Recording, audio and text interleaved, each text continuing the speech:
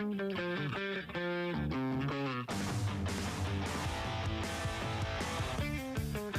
오늘의 뜨거운 이슈 주요 뉴스 시원하게 정리해드리겠습니다. 오늘의 커버스토리 박상현 아나운서 나와 있습니다. 어서 오세요. 네, 안녕하세요. 박상현입니다. 오늘 출근하실 때 비가 왔죠? 네, 저 출근할 때 그래도 와이퍼가 필요한 정도로는 오더라고요. 더 큰 비가 내릴 수 있다는 거예요? 그렇습니다. 전국에 또 폭우가 예고된 상태입니다. 오늘과 내일까지 비가 또 많이 올 것으로 보이는데요.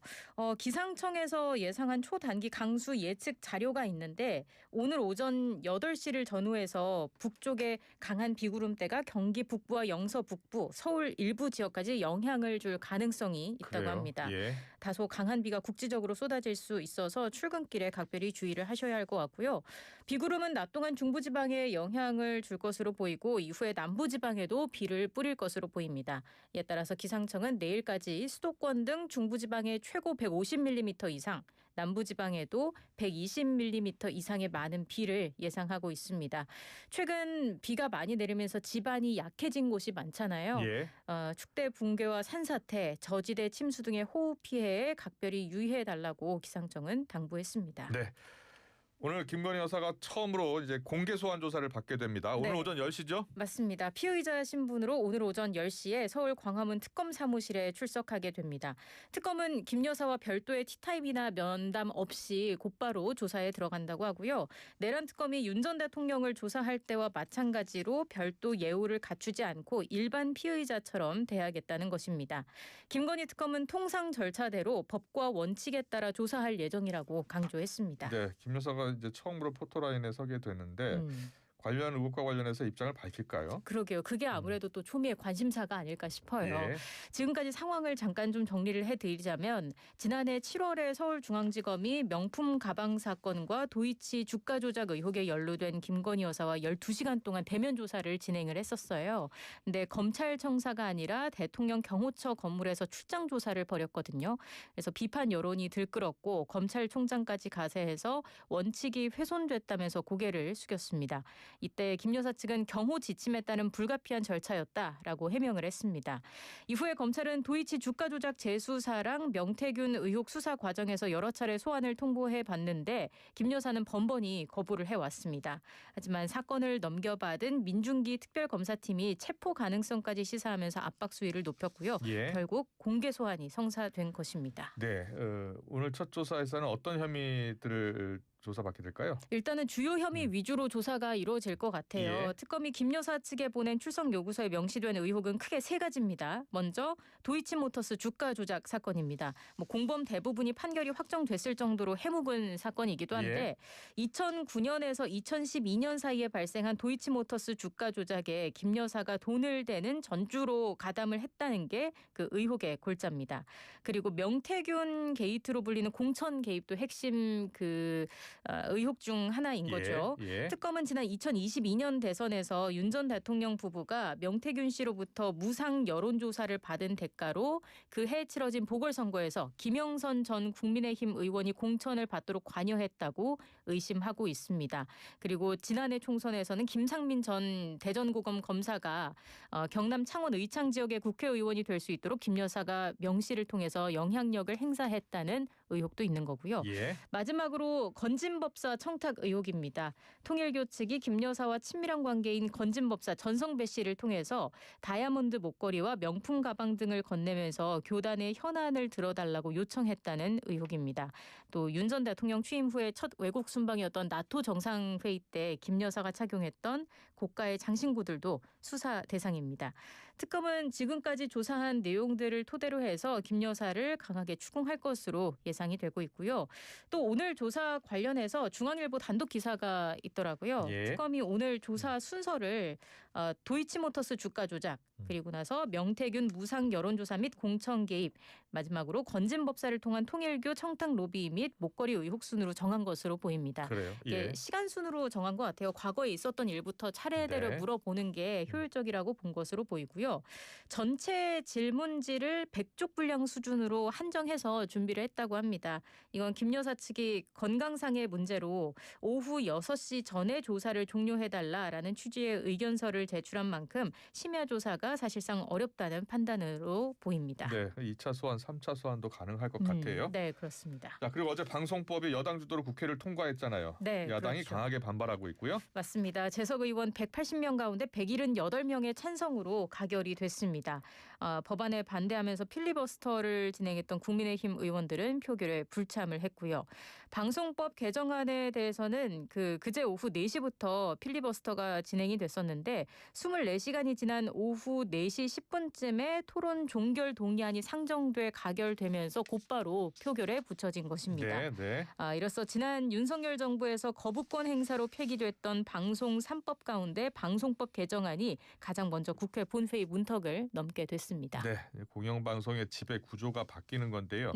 국민의힘은 입법 독주라면서 반발하고 있다고요? 그렇습니다. 곽규택 수석 대변인 명의로 논평을 내고 진정으로 공영방송의 독립을 원한다면 정권과 다수당의 입맛이 아닌 여야의 합의로 출발해야 한다고 비판을 했습니다. 절차적 정당성이 없는 입법 독주는 결코 국민을 위한 길이 아님을 명심하라고 덧붙였고요.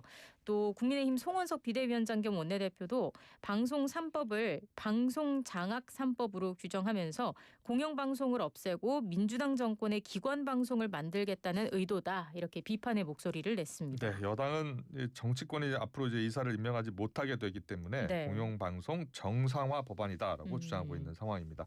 자, 구체적으로 어떻게 바뀌는 겁니까? 일단 현재 11명인 한국방송의 이사 수를 15명으로 늘리는 거고요. 네. 그 추천 권한을 방통위 규칙으로 정하는 방송 미디어 관련 학회와 변호사 단체, 시청자위원회, 임직원 등 정치권 바깥으로 주로 확대를 하게 됩니다. 그동안은 정치권에서 이제 7명은 여당 몫, 그렇죠. 4명은 야당 몫이었어요. 맞습니다. 관행적으로 좀 이어져 왔던 것 예. 같아요. 여당 성향 7명, 야당 성향 이사 4명의 비율이 지켜져 왔었는데 이번 개정안이 이사 수를 15명으로 확대를 하고 거기서 이제 국회 시청자위원회, 임직원, 방송 미디어 학회, 변호사 학회 이런 쪽으로 많이 좀 확대를 하게 된 것입니다. 예.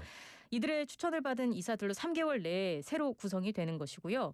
KBS, MBC, EBS 등 공영방송 사장 임명을 위해서 100명 이상의 국민으로 구성된 사장 후보 국민추천위원회가 구성이 되고 또 위원회 구성을 여론조사 기관에 의뢰할 수 있게 됐습니다. 또 YTN, 연합뉴스TV 등 보도 전문 채널은 교섭 대표 노조와 합의를 거쳐서 사장 추천위원회를 설치하고 운영해야 합니다. 지상파, 종합편성 채널, 보도 전문 채널 방송사는 모두 회사 측과 직원 측이 같은 비율로 추천한 위원으로 편성위원회를 설치해야 하고요. 편성위원회는 편성 규약을 심의 의결하고 방송 편성 책임자를 제청합니다. 이렇게 방송법 개정안이 국회 본회의를 통과하면서 이 법이 대통령 공포를 거쳐서 시행이 되면 공영방송의 지배구조에 적잖은 변화가 예상이 되는 상황입니다. 네, 이 법안이 이제 최종 공포가 되면 공영방송 이사회 3개월 안에 새로 구성해야 하고요. 네, 보도 전문 채널 같은 경우에는 3개월 안에 사장과 보도 책임자를 바꿔야 됩니다. 그렇습니다. 자, 계속해서 어제 이춘석 법사위원장 주식 차명 거래 의혹으로 탈당도 하고 또 법사위원장 자리도 내려놓겠다고 했어요. 네. 어떻게 된 일입니까? 이게 어제 본회의장에서 휴대전화로 이춘석 의원이 주식창을 띄워보고 있는 모습이 포착이 됐어요. 예. 휴대전화 화면에는 네이버와 LG CNS 등의 주식 거래 창이 떠 있었거든요. 네. 이게 1억 원이 넘는 계좌의 이 명의는 이춘석 의원의 여성 보좌관이었습니다. 그래요. 그래서 주식 차명 거래 의혹이 불거진 거고 야당의 집중 포화가 쏟아졌습니다. 국민의힘 송원석 비대위원장은 차명 주식 거래는 명백한 법령 위반이라면서 이 위원장을 국회 윤리위에 제소하고 금융실명법 등 실정법 위반으로 형사 고발한다고 밝혔습니다. 또 국민의힘은 이 위원장이 이재명 정부 국정기획위원회에서 인공지능 AI 분야 등을 담당하는 경제 2분과장을 맡은 만큼 예. 이해 충돌 가능성도 제기했습니다. 주진우 의원은 KAI 파운데이션 모델 정해팀에 네이버와 LG CNS가 포함돼 있다면서 호재성 정보를 미리 알고 유입했다는 유력한 정황이라고 주장하기도 했습니다. 네. 정청래 민주당 대표도 당 윤리감찰단에 긴급 진상조사를 지시했습니다. 네, 위원장 측 이춘석 의원 측이 입장을 2번 냈어요. 네, 그렇습니다. 일단 처음에는 본회의장에 차 보좌관의 휴대전화를 잘못 가져가서 이걸 주식창을 열어본 것 같다고 해명을 했는데 논란이 더 커졌죠. 예. 그러니까 이춘석 의원이 직접 본회의장에서 주식 화면을 열어본 점에 대해서 사과를 했습니다. 예. 그러면서도 타인 명의로 주식 계좌를 개설해서 차명 거래한 사실은 결코 없다면서 당의 진상조사에 임하겠다고 밝혔고요. 하지만 또 논란이 일파만파 커졌고 경찰이 이 의원과 보좌관을 금융실명법 위반 혐의로 입건하니까 전격 탈당을 했습니다. 이 의원이 어제 저녁 8시쯤에 정청래 대표에게 전화를 해서 당에 누를 끼쳐 죄송하다라면서 탈당의 뜻을 밝혔고요. 정 대표는 탈당하면 당내 조사나 징계를 할 수 없는 만큼 경찰의 철저한 수사로 진상이 밝혀져야 한다라고 말한 것으로 전해졌습니다. 네, 공사장 인명사고 소식 좀 전해주세요. 포스코 ENC 공사 현장에서 또 인명사고가 났어요? 그러게요. 또 다시 포스코 ENC 공사 현장에서 사고가 났습니다. 어제 낮 1시 반쯤에 경기 광명시 고속도로 공사 현장에서 미얀마 국적의 30대 남성 노동자가 감전사고를 당한 건데요. 심정지 상태로 구조돼서 병원으로 옮겨졌는데 호흡과 맥박은 돌아왔지만 의식은 되찾지 못한 상태입니다. 이 노동자는 물을 배수하는 양수기가 작동하지 않아서 이걸 꺼내는 과정에서 사고를 당한 것으로 파악이 됐습니다. 저희가 또 발생했다라고 말씀을 드린 건 네. 올해 들어서 포스코 ENC 시공 현장에서 벌써 4명이나 그래요. 사망 사고가 발생을 한 것입니다. 예. 산업재해가 반복됐다는 비판에 정희민 대표이사는 지난달 29일에 대국민 사과에 나섰는데 모든 현장에서 긴급 안전점검을 실시하고 안전이 확인되기 전까지는 작업을 무기한 중지하겠다고 밝혔었습니다. 그런데 공사를 다시 또 시작한 당일에 다시 이렇게 사고가 난 겁니다. 네, 이 정의민 사장이 책임을 지고 사의를 표명했다고요? 네, 입장문을 냈습니다. 포스코 ENC를 책임지는 사장으로서 사고가 반복된 것에 대해서 무거운 책임을 통감한다면서 자리에서 물러나겠다고 밝혔습니다.